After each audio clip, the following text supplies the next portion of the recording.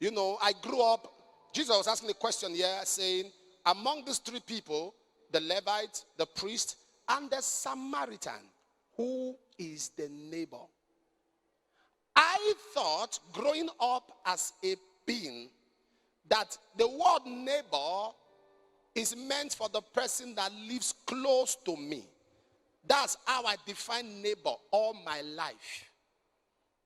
And I've always, how many of you are like me? You say your neighbor, my neighbor.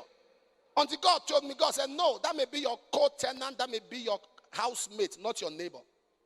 Because when the Bible said love your neighbor, it wasn't talking of love your tenant or love the person that needs the next door. Love your neighbor as yourself. Jesus was asking, among these three, who is the neighbor?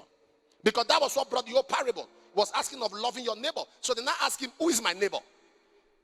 Okay? He was telling them how to keep the commandments of God. And he said, do this, love your neighbor. And they said, okay, who is my neighbor?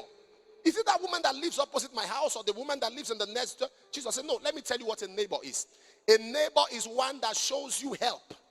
A neighbor is one that is there for you in the time of need. You can be my co-tenant, you can be my housemate, but you are not my neighbor. You are only my neighbor when you show me care when I need care.